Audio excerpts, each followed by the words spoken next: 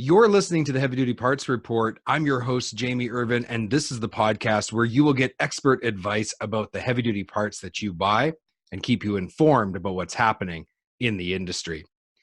In this episode, we are going to discuss the important role of maintaining your air system. We're going to talk about what you need to know about air dryers and how to choose the proper cartridge for your truck. There's really two main points that I want to cover today. And the first one is that providing clean and dry air lines to keep you on the road and out of the shop is the job of the air dryer. That air system has to remain clean, and you want to keep that air going through the entire system, whether it's through the dryer, through the lines, through the valves, the reservoir tank, all of that. You want to keep that free of moisture, and you want to keep that air as clean as possible. Did you know that the desiccant inside of the cartridge that keeps the air clean will last for many, many years if it's in a controlled environment? It really doesn't break down. But in the real world, we all know that the air in your truck system is anything but clean. It has moisture, dirt, and other contaminants that come from the compressor and from the outside atmosphere. As well, road vibration plays a role in the desiccant breaking down. Did you also know that your compressor could be passing as much as 1 liter of oil into the air system per year? Now, I want to tell you a story that illustrates the importance of buying a high quality product when you're considering buying either a remanufactured or aftermarket air dryer cartridge. So it was the late 90s, and I had just started in the industry. I started in 1998, fresh out of school. And from that point in 1998 into the early 2000s, I worked for a company that remanufactured air system components. We did air valves, we did air dryers, spring brakes, compressors, fan clutches, the whole works.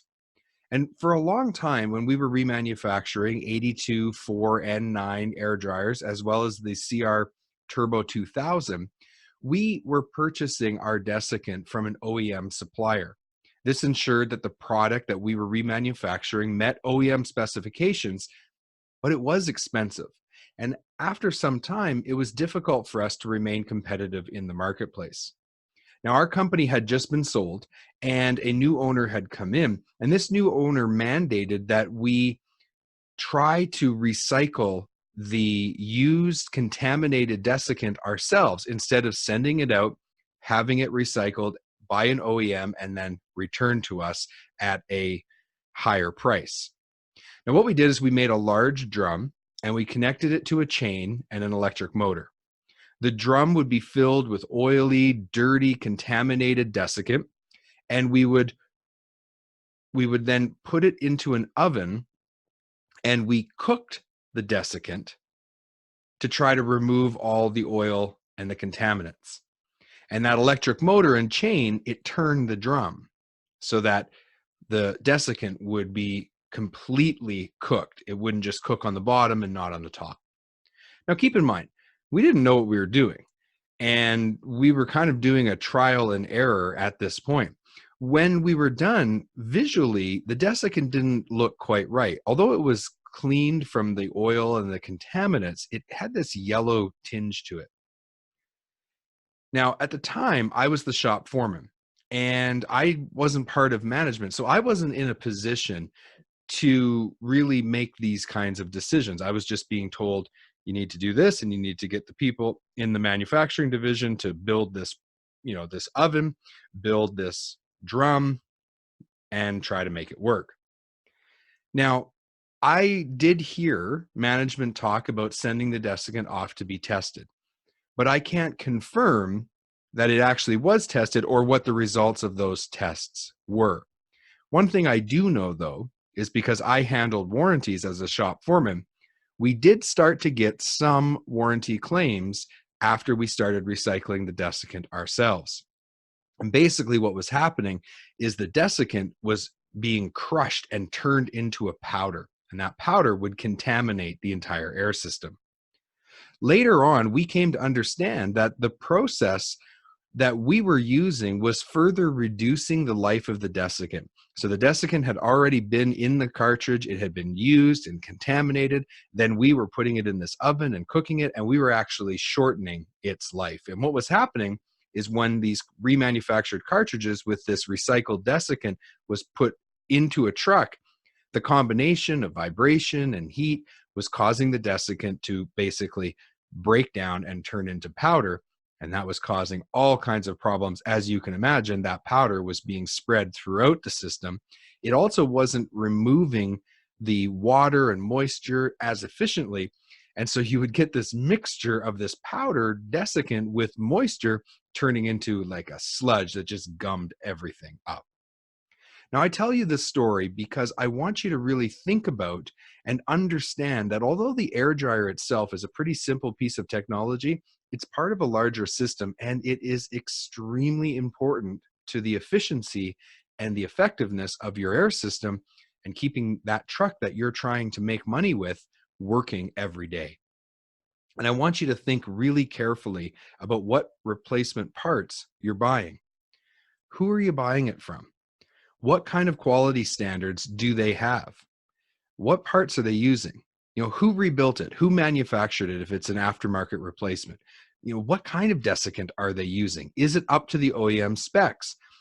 Even the replacement parts when you're rebuilding an air dryer, something as simple as buying a cheap O-ring that's the wrong durometer, that doesn't stand up to the heat and the cold and the contaminants, could fail and have you broken down on the side of the truck.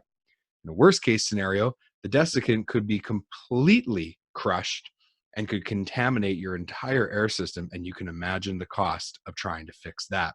That unscheduled downtime would be a killer to your profitability. Now, you've been listening to the Heavy Duty Parts Report. I'm your host, Jamie Irvine, and we've been talking about air dryers, air dryer replacement cartridges, and how to identify the right cartridge for your truck. And this brings me to my second main point, and that is that as trucks have advanced in technology, the air systems and the needs have changed. About 20 years ago, a new breed of air dryer was introduced into the marketplace. It looked very different than the 89 that we had all become accustomed to, and it was called an 80IP. Now, it was large, it had a large spin-on cartridge, and it was really something that was quite a piece of new technology at the time. Being able to just spin that big cartridge off and spin on a new one was awesome. In time, the OEM manufacturers, they came out with the 80IS. Bendix came out with their 80IS, which was a smaller version of the 80IP. It had the same spin-on cartridge technology, but it was much more compact and smaller. And it looked more like the oil filter that you would put on your car or truck. Now, these spin-on cartridges, they were much easier to change, and they made maintenance a lot quicker. Also, the smaller cartridges were made standard across the board. And so that thread on the bottom of that spin-on cartridge was the same regardless of who manufactured it. And it really standardized the entire thing for all air dryers in the marketplace that used that style. Now, this allowed the aftermarket to expand really quickly once that standardization was achieved. And we started seeing a lot more options out into the marketplace. The downside, though, was that the range of quality expanded as well. On the one end, you had OEM quality that was very high, and on the other hand, you could have a remanufacturer or a aftermarket manufacturer producing who knows what at who knows what quality level. We just know that it was low. Now, as technology in trucks continued to advance, roughly around the 2010s, a different kind of air dryer and replacement cartridge was required because there was some real problems with the new technology. But would the OEM manufacturers completely redesign the air dryer again? Or what would they do there?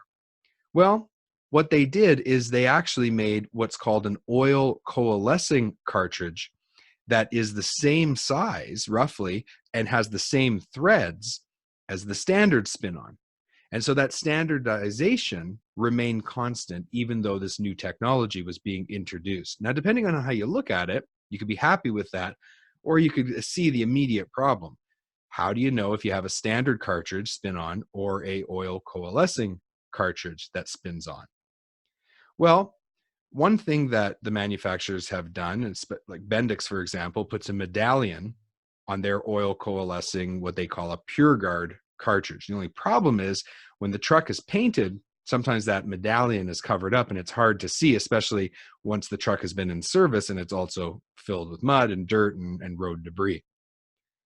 Now, remember that I said that your compressor could be passing as much as 1 liter of oil into your air system per year? Well, really, this is why the new technology was required. See, as the technology expanded, there was more and more sensors being put on the truck. So you had EGR valves and other sensors related to environmental controls, and you had turbos and just a lot of technology change. And so the old air system was, pretty mechanical and pretty bulletproof. But with the new technology, that little bit of oil that was passing through, even if it got through the air dryer cartridge, the standard ones, and got into the air system, when it was the old mechanical systems, it wasn't such a big deal. But now you got all these sensors, and that oil was gumming the sensors up and causing a lot of problems. And so that's why they needed to change. And that's why the introduction of oil coalescing cartridges.